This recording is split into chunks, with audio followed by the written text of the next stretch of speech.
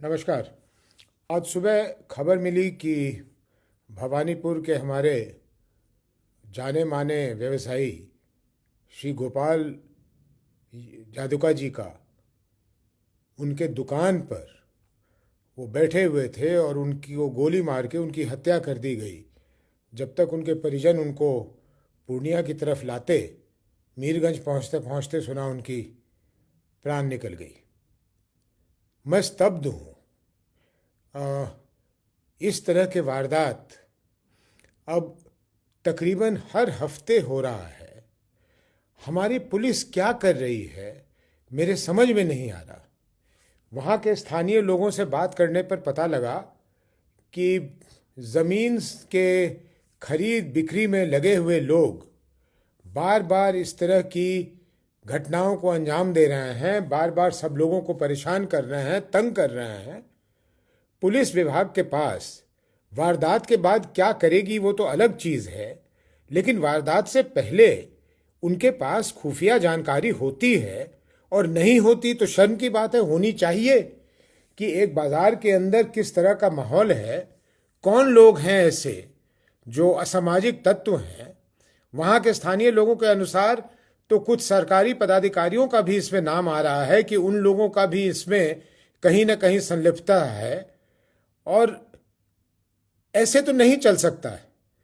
और अगर इस तरह से हम लोगों को बाध्य किया गया, आम जनता को बाध्य किया गया, तो हम लोग फिर सड़क पे उतर जाएंगे और उसका अंजाम जो होगा वो बहुत सुखद नहीं होगा। और इसकी जिम्मेदारी पूरी तरह से वहाँ के पूर्णिया की प्रशासन की, वहाँ के पुलिस के प्रशासन की और नीतीश जी के सरकार की होगी।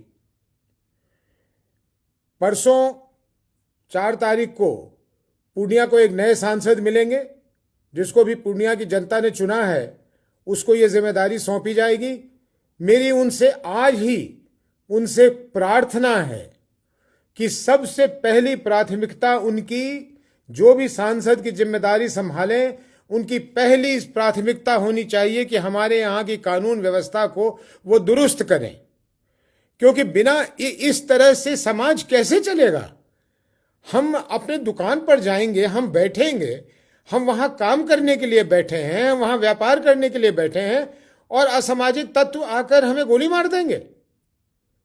ये क्या लोग जंगल राज 2004 के पहले की जंगल राज की बात करते हैं। साहब, ये जंगल राज का बाप है, ये जंगल राज का नाना है। ये तो हद है। ये तो मतलब इसका तो कोई इसका जवाब ही नहीं है। और मैं नहीं मानता कि पुलिस को जानकारी नहीं होती। मैं मानता हूं कि सभी लोग कहीं ना कहीं किसी स्तर पर या सुस्त हैं या मिले हुए हैं। और फिर ऐसी चीजों का इलाज करना मुझे तो आता है। अगर मुझे बाध्य करेंगे तो मैं फिर उस इलाज पे उतरूंगा।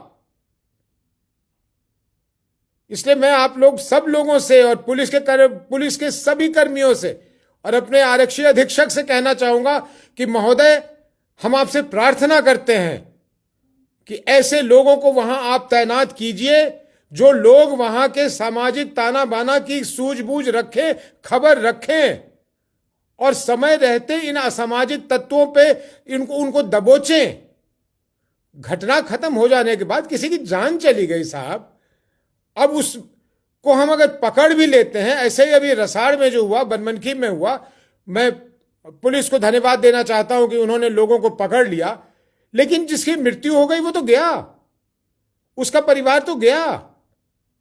उसके बाद अगर वो पकड़े भी जाएं, उनको फांसी की सजा भी हो जाए जो होनी चाहिए ऐसे दरिंदों को, लेकिन उससे लाभ क्या मिलेगा? जिस जाने वाला चला गया। इसलिए मैं आप लोगों सबसे, समाज से भी प्रार्थना करता हूं कि असामाजिक तत्वों को किसी भी तरह का शह न दे, उनके साथ न खड़े रहे, और जो भी जानकारी हो अपने पुलिस के बड़े अधिकारियों तक पहुंचाए। किसी तरह की सहायता चाहिए तो आपके नए सांसद जो भी बनेंगे उनकी सहयोग से, और नहीं तो मैं तो हूं ही, मैं सांसद रहूं या न रहूं, आपके बीच हूं, आपका हूं। कोई भी मुसीबत हो तो मुझे बताइए, मुझसे जो बन पड़ेगा करूंगा। और गोपाल जी के परिवार को तो मैं सिर्फ क्या कह सकता हूं, यही कह सकता हूं कि इस दुख की घड़ी में मैं उनके साथ हूं, सदा रहूंगा। लेकिन उनकी कमी तो मैं कुछ नहीं कर सकता उसके लिए।